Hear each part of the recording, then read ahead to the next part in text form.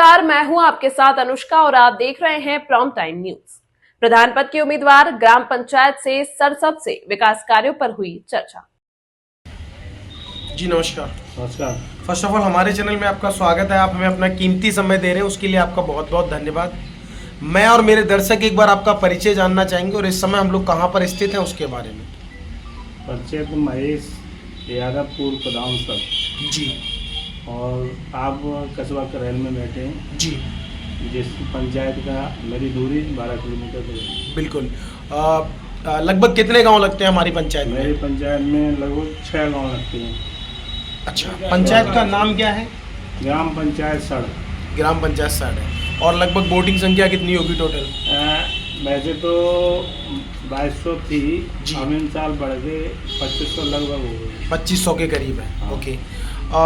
कहीं ना कहीं जैसा कि आपने बताया लगभग 2500 की वोटिंग है और 5 से 6 गांव लगते हैं। मैं समझता हूँ सभी गांव में आपका आना जाना होता होगा। हाँ। सभी लोगों से आप मिलते जुलते होंगे क्योंकि आप पहले प्रधान भी रह चुके हैं। कितनी बार आप प्रधान रह चुके हैं? प्रधान तो हमने एक ही बार रहे।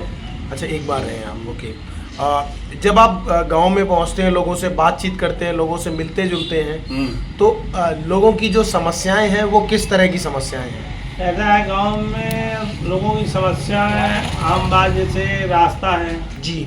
उसके बाद नल है जी। उसके बाद क्या नाम थाने तहसील जी प्रधानों में यही ब्लॉक यही समस्या रहती बिल्कुल। हैं लगभग। कहीं ना कहीं अगर आपको सहयोग मिलता है आपके पंचायत वासियों का, ग्राम वासियों का, तो जो भी समस्याएं हैं इन समस्याओं का किस तरह से आप समाधान करेंगे? ऐसा है, इन समस्याओं का समाधान तो हमारे माध्यम से होता ही रहता है। अधिकारियों से संपर्क रखते हैं। व्यवस्था कुछ बेहतर आपने पंचायत के बारे में सोच रखा हो? बेहतर तो जब हम पिछले चुनाव में प्रधान थे जी, तो जितना मैंने विकास कराया है जी, शायद है मेरी पंचायत जब से शुरू हुई प्रधानी जी, तब से किसी प्रधान ने इतना विकास नहीं कराया। बिल्कुल। हर गांव में खरंजा, नाली, जी, नल, जी, हर व्यवस्थाएं पर्याप्त थी। बिल्कुल।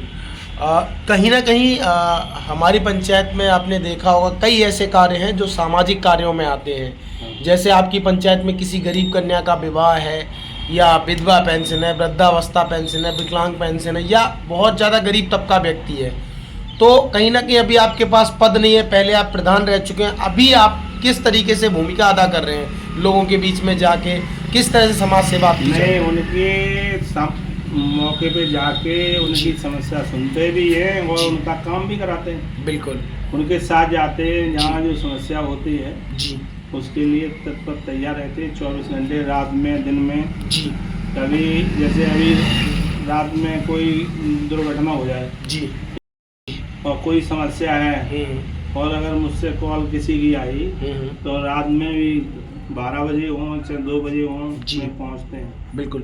अब दूसरा आपने देखा होगा कि पंचायत में कई ऐसे कार्य हैं जो गरीब तबके के लिए बेहतर हैं, तो गरीबों के लिए क्या सोच बना रखी है आपने? गरीबों के लिए तो सोची बनाई है, जैसे शादी है जी, उसमें जो हमसे सहयोग होता है, जैसे बर्तन है या जैसे डालना कितना लगता है या जो सहयोग होता है ज़्यादा से ज़्यादा करते हैं। बिल्कुल।